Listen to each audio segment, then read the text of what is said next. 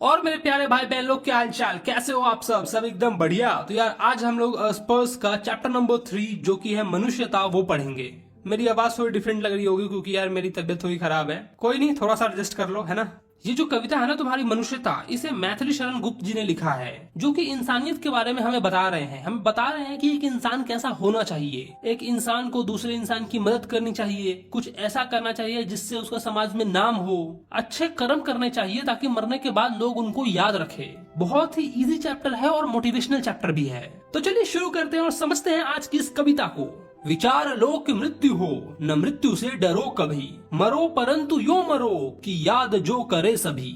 हुई न यू सुमृत्यु तो व्यथा मरे व्यथा जिए, मरा नहीं वही जो जिए आप के लिए। वही पशु प्रवृत्ति है कि आप ही चरे, वही मनुष्य है कि जो मनुष्य के लिए मरे। विचार लो यानी कि मान लो कि मृत्यु सत्य है, आज न कल हमें मरना ही मरना है, इसीलिए मृत्यु से कभी मत डरो। मुझे भी एक दिन मरना है, तुम्हें भी एक दिन मरना है, तो मृत्यु से क्यों डरना है।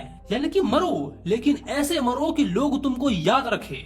मरने से पहले कुछ ऐसा करके जाओ कि सारा संसार तुमको याद करे। हुई न यो सुमृत्यु तो व्यर्थ मरे व्यर्थ जिए। सुमृत्यु मतलब अच्छी मृत्यु, कि अगर तुम्हारी मृत्यु अच्छी नहीं हुई तो तुम व्यर्थ ही जिए व्यर्थ ही मरे। तुम्हारा जीवन एकदम व्यर्थ था, तुम जिए भी व्यर्थ और व्यर्थ ही मर गए। यदि तुम्हारे मरने के बाद लोग तुम्हारे अच्छे कर्मों की वजह से तुमको याद न करें तो तुम्हारा जीवन जो है वो व्यर्थ था। जीवन ही नहीं बल्कि तुम्हारा मरना भी व्यर्थ है।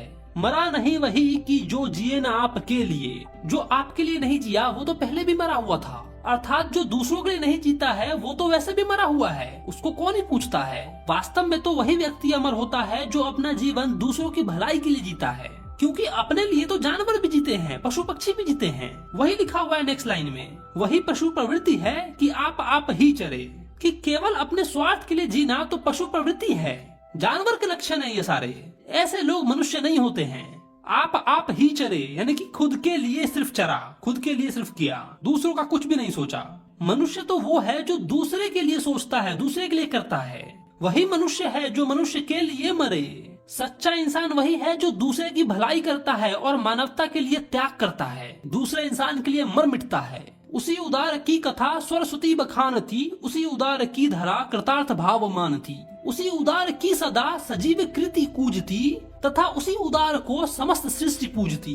अखंड आत्म भाव जो असीम विश्व में भरे, वही मनुष्य है जो मनुष्य के लिए मरे। उसी उदार की कथा, उदार मतलब अच्छा इंसान, जो व्यक्ति दूसरों की मदद करता है, काइंड नेचर का है। अच्छे इंसान की उदारता की कथा तो सरस्वती भी बखानती है, मतलब माता सरस्वती भी उसकी दयालुता की, महानता की प्रशंसा करती है। उसके कारनामे किताबों में छपते हैं, पेपरों में छपते हैं, न्यूज में आते हैं। उसी उदार से धरा कृतार्थ भाव मानती। धरा यहाँ पर हमारी धरती को कहा गया है, पृथ्वी को कहा गया है, कि पृथ्वी भी ऐसे उदार लोगों के कारण स्वयं को बहुत धनी मानती है। मरने के बाद उसके जीवन को सफल मानती है कि बहुत ही नेक काम करके गया है ये इंसान। उसी उदार की सदा सजीव कृति कूजती, यानी कि ऐसे उदार दयालु व्यक्ति की हमेशा यश, इज्जत, कृति, सदा मतलब हमेशा, सजीव मतलब जीवित रहती है, यानी कि हमेशा उसकी कृति जो है जीवित रहती है, गूंजती है। ऐसे उदार व्यक्ति की कृति कभी नहीं मरती है, हमेशा गूंजती है। लोग हमेशा उसके बारे में बात करते हैं कि कितना महान आदमी था वो। तथा उसी उदार को समस्त सृष्टि पूजती। वही बात है, मतलब पूरी दुनिया ऐसे महान व्यक्ति को हमेशा पूजती है, उनका सम्मान करती है। अखंड आत्म भाव जो असीम विश्व में भरे, मतलब जो व्यक्ति पूरे संसार में एकता और असीमता की भाव को फैलाता है, वही इंसान होता है। वही मनुष्य है जो मनुष्य के लिए मरे। वही इंसान होता है जो दूसरे इंसान के लिए, दूसरे की भलाई के लिए मरता है। आगे कभी हमें कुछ ऐसे लोगों के बारे में बताते हैं, कुछ ऐसे लोगों का उदाहरण देते हैं जो मनुष्यता का मिसाल है, जो सच्चे लोग हैं, उनके तरह हमें बनना चाहिए, उनके जैसे कर्म करने चाहिए। चलो देखते हैं क्या कहते हैं कभी आगे। शुथार्थ रंति देव ने दिया क्रस्त थाल भी। रंति देव एक राजा थे और शुथार्थ मतलब होता है भूख से व्याकुल, बहुत ज्यादा भूखे थे। क्रस्त थाल यानी कि भोजन का थाल हाथ में दे दिया। क्रस्त थाल मतलब कि हाथ में देना, मतलब स्वयं भूखे होने पर राजा रंति देव ने अपने हाथों में रखे भोजन की थाल को दूसरे को दे दिया। तथा दधीची ने दिया परार्थ अस्थिजाल भी। दधीची एक महर्षि थे जिन्होंने अपनी हड्डियां जो है वो देवता को दान दे दी थी। अस्थिजाल मतलब होता है हड्डियां, तो उन्होंने हड्डियां दे दी थी। दरअसल देवताओं को जीतने के लिए एक अस्त्र की जरूरत थी जो उनकी हड्डियां से बन सकती थी, तो उन्होंने अपनी हड्डियां जो है वो दान दे दी। महर्षि दधीची ने दूसरों के कल्याण के लिए अपनी हड्डियां दान तक दे दी थी। उसी नरसतीश ने स्वयं मांस दान भी किया। एक कबूतर को गिद्ध से बचाने के लिए राजा उसी नर ने अपने खुद का मांस दे दिया। गिद्ध को बोला कि तुम मेरा मांस खा लो लेकिन इस कबूतर को छोड़ दो। सहर्ष वीर करण ने शरीर चर्म भी दिया। दानवीर करण ने खुशी खुशी अपना कवच कुंडल सब त्याग दिया। करण ने एक गरीब व्यक्ति को अपने शरीर से चिपका हुआ कवच जो है ना वो एकदम फाड़ कर दे दिया था। कानों से कुंडल नोच कर दे दिया था। इस धरती पर ऐसे ऐसे महान व्यक्ति हुए हैं और हमें भी उनके जैसा दयालु बनना है। आगे कवि कहते हैं, अनित्य देह के लिए अनादि जीव क्यों डरे। अनित्य का मतलब होता है जो हमेशा के लिए हमारा नहीं है। ये शरीर जो हमेशा के लिए हमारा नहीं है, नश्वर शरीर है, एक न एक दिन ये हमसे चला जाएगा, दूर हो जाएगा। इस शरीर के लिए जीव क्यों डरता है। शरीर अमर नहीं होता है, आत्मा अमर होती है। शरीर एक न एक दिन नष्ट हो ही जाएगा, तो इस शरीर के लिए हम क्यों डरे। वही मनुष्य है कि जो मनुष्य के लिए मरे। सच्चा मनुष्य तो वही है जो दूसरे की भलाई के लिए मरे। आगे कवि कहते हैं, सहानुभूति चाहिए महाविभूति है यही, वशीकृति सदैव है बनी हुई स्वयं मही। अर्थात मनुष्य के अंदर दूसरों के दुखों को समझने की भावना यानी कि सहानुभूति होनी चाहिए। यही सबसे बड़ा गुण है, धन है, महाविभूति है। और पूरी धरती हमेशा ऐसे दयालु और सहानुभूति रखने वाले लोगों के वश में रहती है, यानी कि उनका सम्मान करती है, रिस्पेक्ट करती है। वशीकृति सदैव यानी कि हमेशा वश में रहती है, सदैव मतलब हमेशा। बनी हुई स्वयं मही, मही मतलब धरती, यानी कि धरती स्वयं जो है उनके वश में रहती है। वृद्धवाद बुद्ध का दया प्रभाव में बहा, विनीत वर्ग लोक क्या सामने झुका रहा। मतलब भगवान बुद्ध ने अपने दया और करुणा के बल से विरोध और झगड़े को समाप्त कर दिया। विरुद्ध भाव यानी कि झगड़े का जो भाव है, बुद्ध ने दया यानी कि दया और करुणा से प्रभाव में बहा दिया, उसको समाप्त कर दिया। मनुष्य के अंदर जो विरोध भाव है, झगड़े करने का जो भाव है, उसको भगवान बुद्ध ने अपना दया और करुणा की मदद से उसको बहा दिया, समाप्त कर दिया।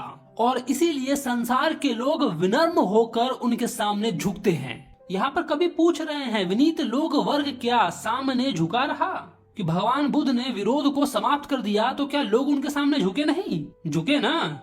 आह, वही उदार है जो परोपकार करे, वही मनुष्य है कि जो मनुष्य के लिए मरे। सचमुच वही व्यक्ति महान है, उदार है, जो दूसरे की भलाई करता है, दूसरों का परोपकार करता है। मनुष्य तो वही है जो मनुष्य के लिए मरे। रहो न भूल के कभी मदान तुच्छ वित्त में, सनाथ जान आपको करो न गर्व चित्त में। मदान का मतलब होता है अहंकार, जिनके अंदर किसी चीज का अहंकार आ जाता है। तुच्छ मतलब बेकार, वृत्त मतलब धन। कुछ लोग थोड़े से धन और संपत्ति पाकर घमंड में कभी कभी अंधे हो जाते हैं, तो कभी उनको बोल रहे हैं, रहो न भूल में, इस घमंड में मत रहो। सनाथ जान आपको, अपने आप को सुरक्षित मत महसूस करो। करो न गर्व चित्त में, और चित्त में गर्व मत करो, यानी कि अपने आप को सुरक्षित मत समझो, शक्तिशाली मत समझो, सारा घमंड टूट जाएगा एक दिन। अनाथ कौन है यहाँ, त्रिलोकनाथ साथ है। यहाँ अनाथ कौन है, कोई नहीं है यहाँ अनाथ। त्रिलोकनाथ सबके साथ हैं, भगवान शिव जो हैं सबके साथ हैं। तो ये पैसे या घमंड मत करो। दयालु दिन बंधु में बरे विशाल हाथ है। यहाँ कोई अनाथ नहीं है, भगवान उनके साथ हैं। भगवान इतने दयालु हैं कि उनकी सहायता करेंगे। वो विशाल हाथ है, उनके हाथ बहुत बड़े हैं, वो सहयोग करेंगे। तो इन पैसों का, रुतबों का घमंड मत करो। अति भाग्यहीन है अधीर भाव जो करे। अति भाग्यहीन मतलब कि बहुत ज्यादा दुर्भाग्यशाली है। कौन से व्यक्ति, अधीर भाव जो करे। जो व्यक्ति धैर्य खो देते हैं अपना, वो सबसे ज्यादा दुर्भाग्यशाली हैं, भाग्यहीन हैं। जिनको बहुत जल्दी घमंड आ जाता है, वो अपना धैर्य खो देते हैं, वो सबसे ज्यादा भाग्यहीन हैं। अरे मनुष्य तो वही है जो मनुष्य के लिए मरे। अनंत अंतरिक्ष में अनंत देव हैं खरे, समक्ष ही सहाबहु जो बढ़ा रहे बड़े बड़े। अर्थात इस विशाल ब्रह्मांड में, अनंत अंतरिक्ष में अनंत देव हैं, बहुत सारी देवी देवताएं हैं, शक्तियां हैं जो मौजूद हैं। इस विशाल ब्रह्मांड में बहुत सारी शक्तियां मौजूद हैं, और वो शक्तियां मनुष्य की सहायता के लिए अपना हाथ आगे बढ़ा रहे हैं। समक्ष ही यानी कि सामने आकर, स्वबाहु यानी कि खुद के बाजुए हाथ फैला रहे हैं, मनुष्य की मदद करने के लिए अपने हाथ बढ़ा रहे हैं। परस्परावलंब में उठो तथा बढ़ो सभी, अभी अमृत अंक में अपंक हो चढ़ो सभी। अर्थात सभी लोग एक दूसरे का सहारा लेकर उठो और आगे बढ़ो, उन्नति करो। परस्परावलंब मतलब एक दूसरे का सहारा बनो। अभी अमृत अंक में अपंक हो चढ़ो सभी, यानी कि तुम अभी भगवान की शरण में हो तो उठो, खड़े हो और आगे की ओर बढ़ो। कुछ करके दिखाओ, महान बनकर दिखाओ। कहीं गिरोगे तो भगवान है संभालने के लिए तुम्हें। और भगवान किस रूप में है तुम्हारे पास? तुम्हारे माता पिता के रूप में, दोस्त के रूप में, तुम्हारे गुरु के रूप में, जो तुम्हारे टीचर्स हैं उनके रूप में हैं। तो जीवन में आगे बढ़ो, कभी कोई दिक्कत आती है तो हम सहयोग करने के लिए हैं। रहो न यो कि एक से न काम और का सरे, वही मनुष्य है कि जो मनुष्य के लिए मरे। अर्थात ऐसा मत बनो कि कोई किसी के काम न आए। आज तुम किसी की हेल्प नहीं करोगे, कल वो तुम्हारी हेल्प नहीं करेगा, और ऐसे ही हम दोनों एक दूसरे के काम नहीं आएंगे। तो ऐसा बनो कि हम एक दूसरे के काम आ सके, क्योंकि मनुष्य वही है जो दूसरे मनुष्य की भलाई करता है। मनुष्य मात्र बंधु है, यही बड़ा विवेक है, पुराण प्रसु शंभु पिता प्रसिद्ध एक है। मतलब अगर एक मनुष्य ये मान ले कि दूसरा मनुष्य जो है वो मेरा बंधु है, भाई है, तो वो सबसे बड़ा विवेक है, सबसे बड़ी बुद्धि है। वो व्यक्ति सबसे बड़ा बुद्धिमान है। सभी मनुष्य एक दूसरे के भाई हैं, यही सबसे बड़ी समझदारी है। और सभी मनुष्यों के पिता एक ही हैं, जो कि है ईश्वर। सारे मनुष्य जो हम लोग हैं आपस में एक दूसरे के भाई हैं, और हमारे पिता कौन है? भगवान ईश्वर, वही एकमात्र पिता है। फलानुसार कर्म के अवश्य बाह्य भेद है, परंतु अंदर एक में प्राणभूत वेद है। कि फल के अनुसार, कर्म के अनुसार अवश्य ही लोग जो हैं अलग अलग हैं। लोग अलग अलग कर्म करते हैं और उसके अकॉर्डिंगली ही वो फल पाते हैं। परंतु अंतरेक में प्राणभूत वेद है। लेकिन अंदर हमारी आत्मा में भगवान तो एक ही है। हम लोग अपने अपने कर्म से अलग हैं, लेकिन भगवान एक है। या यूं कह लो कि लोगों के कर्मों के अनुसार उनकी बाहरी रूपरेखा जो होती है वो भिन्न होती है, अलग होती है। उनकी स्थिति अलग होती है, उनके जीवन में अंतर दिखाई देता है। लेकिन अंदर से सभी मनुष्य एक हैं, और वेद भी इस बात का प्रमाण देती हैं। अनर्थ है कि बंधु ही न बंधु की व्यथा हरे, वही मनुष्य है जो मनुष्य के लिए मरे। अनर्थ मतलब कि बहुत गलत है। ये बहुत गलत बात है कि एक भाई दूसरे भाई की दुख दूर न करे। बंधु ही न बंधु की व्यथा हरे, यानी कि एक भाई दूसरे भाई की, एक इंसान दूसरे इंसान की व्यथा यानी कि उसके दुख को न हरे। ये तो अनर्थ है, बहुत गलत है, बहुत बुरा है। अरे वही मनुष्य है जो मनुष्य के लिए मरे। मनुष्य तो वही है जो दूसरे मनुष्य के लिए मरे। चलो अभिष्ट मार्ग में, यानी कि सब लोग अपने लक्ष्य की ओर, अपने रास्ते की ओर खुशी खुशी आगे की ओर बढ़ो। सहर्ष खेलते हुए, यानी कि खेलते कूदते खुशी खुशी आगे की ओर बढ़ो। विपत्ति विघ्न जो परे उन्हें ढकेलते हुए, रास्ते में जो भी अड़चने आती हैं, कठिनाइयां आती हैं, उनको आपस में बांटते हुए, उनको ढकेलते हुए, काटते हुए आगे की ओर बढ़ते चलो। एक दूसरे की मदद करो, और रास्ते में जो कठिनाइयां आती हैं, जो बाधाएं आती हैं, उनको हटाते हुए आगे की ओर बढ़ते चलो। घटे न हेल मेल हाँ, बढ़े न भीनता कभी, अतर्क पंथ एक के सतर्क पंथ हो सभी। अर्थात लोगों के बीच प्रेम और मेल जोल कम न हो, और आपसी भेदभाव भी कभी न बढ़े। घटे न हेल मेल हाँ, यानी कि प्रेम जो मेल जोल है हमारे बीच में वो कभी भी नहीं घटना चाहिए। बढ़े न भिन्नता कभी, और हमारे बीच भेदभाव भी कभी भी नहीं बढ़ना चाहिए। दूसरे लाइन में वो कहते हैं कि सभी लोग सही रहो और जागरूक मार्ग पर चलो।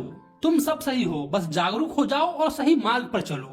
तभी समर्थ भाव है कि तारता हुआ तरे, वही मनुष्य है कि जो मनुष्य के लिए मरे। अर्थात वही व्यक्ति सफल होता है जो खुद आगे बढ़ने के साथ साथ दूसरों को भी सहायता करता है, दूसरों को भी आगे बढ़ाता है। जीवन में तुम अकेले सब कुछ नहीं कर सकते हो, तो लोगों को साथ लेकर बढ़ो आगे की ओर। वही सच्चा मनुष्य है जो मनुष्य के लिए मरता है। कवि हमें यही समझाना चाहते हैं कि हम मनुष्य तभी कहलाएंगे जब दूसरों मनुष्यों की मदद करेंगे, वरना हम में और जानवरों में क्या अंतर रह जाएगा। जानवर भी बस खुद का सोचते हैं और हम भी बस खुद का सोचते हैं।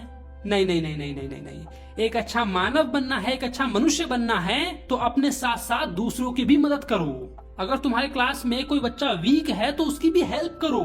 ये नहीं कि बस खुद पढ़ के आ गए और वाहवाही लूट लिए। अगर तुम्हारे पास अच्छे नोट्स है तो उनके साथ शेयर करो, और जब तुम कभी मुसीबत में होगे तो हो सकता है वो तुम्हारी मदद करे। साथ साथ आगे बढ़ो, बस यही सिखाना चाह रहे हैं तुमको। वो जो